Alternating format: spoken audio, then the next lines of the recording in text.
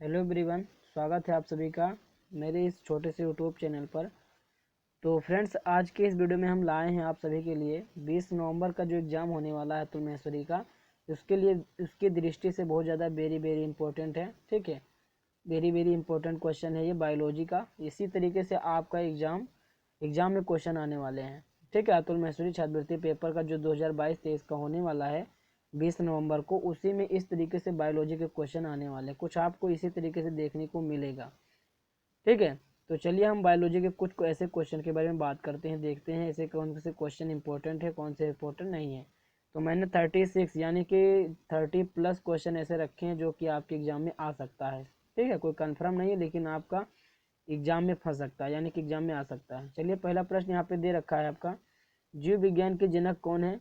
अरस्तु हैं। यानी कि यह क्वेश्चन आपका अतुल महेश्वरी पेपर में पूछ लिया गया है, जो आपका 13 नवंबर को एग्जाम हुआ था उसमें पूछा गया था।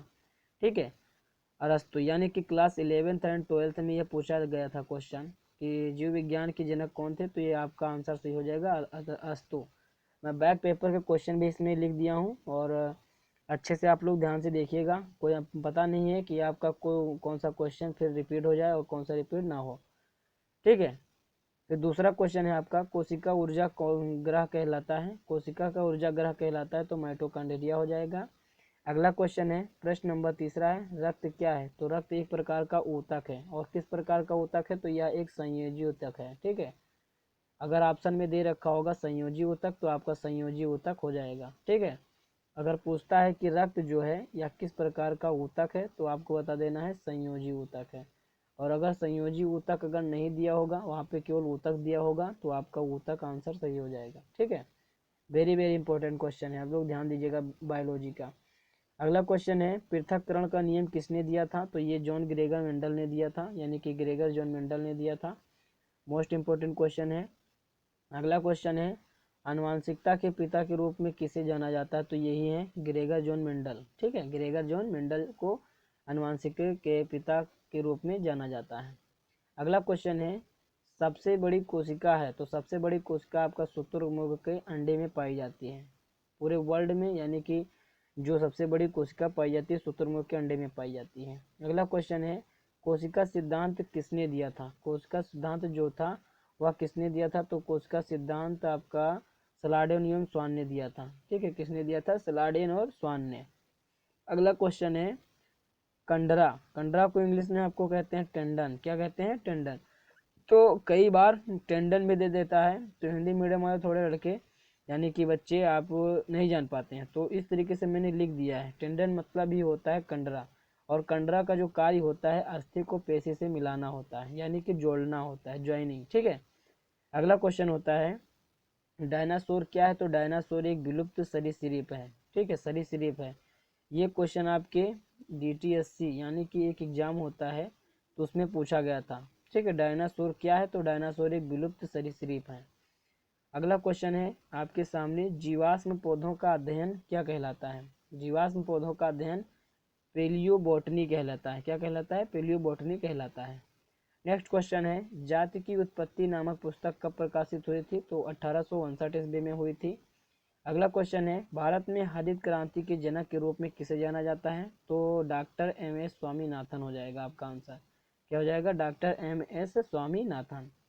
और आपका अगर पूछता है मतलब वर्ल्ड में, तो ये हो जाएगा आपका बोरलॉन्ग नाम के एक वैज्ञानिक है, जॉन बोरलॉन्ग। तो उसका आंसर आपका पूरे वर्ल्ड में, अगर जब पूछेगा केवल इंडिया में नहीं यानी कि पूरे विश्व में हरित क्रांति का जनक किसे कहा जाता है? तो नॉर्मल बोरलॉन्ग। ठीक है, नॉर्मल बोरलॉन्ग।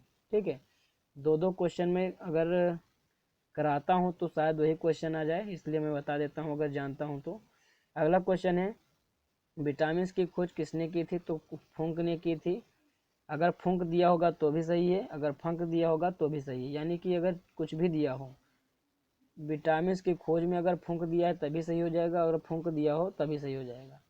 अगला क्वेश्चन है, विटामिन B1 का रासायनिक नाम बताना है। बायोलॉजी से मोस्ट इंपोर्टेंट है, हर साल यह क्वेश्चन पूछा जाता है, और अब की बार भी क्लास 11th एंड 12th में पूछा गया था विटामिन के रासायनिक नाम। ठीक है, ये मैंने अभी अपलोड नहीं किया है, लेकिन यह मैंने रासायनिक नाम कुछ विटामिन के भी लिख रखे हैं, आपको मैं बताऊंगा नेक्स्ट वीडियो में। तब तक आप लोग यहाँ पे देख लीजिए, विटामिन बी 1 का रासायनिक नाम थायमिन है। ठीक है, क्या नाम है? थायमिन। अगला क्वेश्चन है, टिटेनी नामक बीमारी किसके कमी के कारण होती है? तो ये होती है फास्फोरस के कमी के कारण।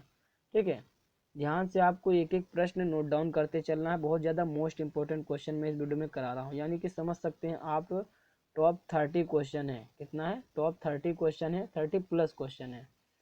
और जिन लोगों ने अभी तक चैनल को सब्सक्राइब ना किया है, चैनल को सब्सक्राइब कर लें। ठीक है, और वीडियो को फुल देखिए ताकि कोई भी क्वेश्चन छूटने ना पाए। अगला क्वेश्चन है, आयोडीन की कमी के कारण कौन सा रोग होता है? तो आयोडीन की कमी के कारण आपका घेंघा रोग होता है। अगला क्वेश्चन है, मनुष्य कैसा जीव है? तो मनुष्य एक परपोषी पोषण वाला जीव है। परपोषी पोषण, दूसरों के सहारे पर रहता है। और जो अगर पेड़ पूछेगा तो पेड़ आपका स्वपोषी है। क्या है? स्वपोषी पोषण वाला है। अगला क्वेश्चन है, संतरा प्रमुख स्रोत है। तो पर जो संतरा है यह किस प्रकार का स्रोत है? तो विटामिन सी का प्रमुख स्रोत है। इसमें प्रचुर मात्रा में आप विटामिन सी पाया जाता है। अगला क्वेश्चन है, मानव शरीर में जल की मात्रा कितनी होती है? तो मानव शरीर में 65% जल की मात्रा होती है। अगला क्वेश्चन है, विटामिन बी 3 कमी के कारण कौन सा रोग उत्पन्न हो जाता है? तो विटामिन बी 3 की कमी के कारण आपका पेलाग्रा डर्मेटाइटिस और पेलाग्रा, ये दोनों रोग उत्पन्न हो जाते हैं। मैंने दो दो बीमारी यानी कि दो दो रोग आपके सामने लिख दिया। अगर पेलाग्रा आ जाता है तो भी सही हो जाएगा, अगर डर्मेटाइटिस आ जाता है तो भी सही हो जाएगा, याद रखना। अगला क्वेश्चन है, माइटोकॉन्ड्रिया में ऊर्जा के रूप में होती है। माइटोकॉन्ड्रिया में जो ऊर्जा होती है यह किस रूप में होती है? तो यह एटीपी के रूप में विद्यमान होती है माइटोकॉन्ड्रिया में। अगला क्वेश्चन है, अमीबा अपना भोजन कैसे करता है? तो ये कूटपाद विधि द्वारा करता है अमीबा। और यह क्वेश्चन पूछा भी गया था अभी आपके 13 नवंबर में। बायोलॉजी के मोस्ट इंपोर्टेंट क्वेश्चन मैं आपको इस वीडियो में दे रहा हूँ। अगला क्वेश्चन है, कोशिका कोशिका का बिजली घर किसे कहा जाता है? तो कोशिका का बिजली घर माइटोकॉन्ड्रिया को कहा जाता है। नेक्स्ट क्वेश्चन है, लाल रक्त कणिकाओं का निर्माण कहाँ होता है? तो ये अस्थिमज्जा में होता है। कहाँ होता है? अस्थिमज्जा में आपका होता है। ठीक है, नेक्स्ट क्वेश्चन आपके सामने है, प्रोटीन का संश्लेषण कहाँ होता है? तो प्रोटीन का संश्लेषण जो होता है राइबोसोम्स में होता है। ठीक है, चाहे आपका प्रोटीन का संश्लेषण किसे कहा जाता है? तो राइबोसोम्स को कहा जाता है। अगर प्रोटीन का संश्लेषण कहाँ पाया जाता है तो भी आपका आंसर राइबोसोम्स हो जाएगा। नेक्स्ट क्वेश्चन है, और होमोसेपियंस किसका वैज्ञानिक नाम है? जो होमोसेपियंस है यह किस वैज्ञानिक का नाम है, यानी कि किसका वैज्ञानिक नाम है? तो ये मनुष्य का वैज्ञानिक नाम है। अगला क्वेश्चन आपके सामने है, इंसुलिन की कमी से कौन सा रोग होता है? तो ये डायबिटीज रोग होता है। सभी लोगों को पता होगा, बहुत फेमस क्वेश्चन है जीके का, मतलब बायोलॉजी का। अगला क्वेश्चन है, मनुष्य के मस्तिष्क का सबसे बड़ा भाग कौन सा है? तो मनुष्य के सबसे जो बड़ा भाग है मनुष्य मस्तिष्क का, तो ये हो जाएगा परमस्तिष्क। क्या हो जाएगा? परमस्तिष्क मनुष्य के मस्तिष्क का सबसे बड़ा भाग है। ठीक है, अगला क्वेश्चन है, सर्वदाता रुधिर वर्ग कौन सा है? ठीक है, जो सर्वदाता रुधिर वर्ग है कौन सा है? तो ये आपका हो जाएगा रुधिर वर्ग वो। क्या हो जाएगा? वो वर्ग जो है आपका सर्वदाता है। ठीक है, और जो सर्वग्राही होता है तो ये भी होता है, ये भी वर्ग जो होता है वह सर्वग्राही होता है, यानी कि सबसे ले सकता है। और सर्वदाता जो होता है वो यानी कि सबको दे सकता है, डोनेट कर सकता है। अगला क्वेश्चन है, टाइफाइड रोग में कौन सा अंग प्रभावित होता है? तो टाइफाइड रोग में आपका आहार नाल प्रभावित होता है, यानी कि उसको क्षति पहुंचती है। ठीक है, अगला क्वेश्चन है, पशुओं की खुरपका बीमारी का कारण क्या है? खुरपका, पशुओं में एक बीमारी होती है जिसकी वजह से उनका खुर पक जाता है। ठीक है, और यह बीमारी किसके कारण होती है? तो ये आपका विषाणु के कारण होती है। ठीक है, अगला क्वेश्चन है आपके सामने, दूध से दही किसके कारण बनता है? जो दूध से दही बन जाता है यह किसके कारण होता है? तो यह बैक्टीरिया यानी कि जीवाणु के कारण होता है। ठीक है, बैक्टीरिया जिसका नाम है लैक्टोबैसिलस। क्या नाम है? लैक्टोबैसिलस। लैक्टोबैसिलस नामक जीवाणु ऐसा होता है जो दूध से दही बना देता है। ठीक है, याद रखना कि दूध से दही बनाने वाले जीवाणु का नाम बताइए, तो हो जाएगा आपका लैक्टोबैसिलस। क्या हो जाएगा? लैक्टोबैसिलस बा। ठीक है, बैसिलस। अगला क्वेश्चन है सजीव व निर्जीव के बीच की कड़ी को क्या कहा जाता है? तो ये होता है आपका आर्कियोपटेरिक्स। क्या होता है? आर्कियोपटेरिक्स। अगला क्वेश्चन है आपके सामने, द्विनाम पद्धति का जनक कहा जाता है। द्विनाम पद्धति का जनक किसे कहा जाता है? तो ये हो जाएगा कैरोलस लीनियस। कैरोलस लीनियस को द्विनाम पद्धति का जनक कहा जाता है। बहुत ज़्यादा मोस्ट इंपॉर्टेंट क्वेश्चन है। अगला क्वेश्चन है आत्महत्या की थैली किसे कहा जाता है? तो ये बहुत ही ज़्यादा जरूरी क्वेश्चन है, मोस्ट इंपॉर्टेंट है। लाइसोसोम आपका आंसर हो जाएगा।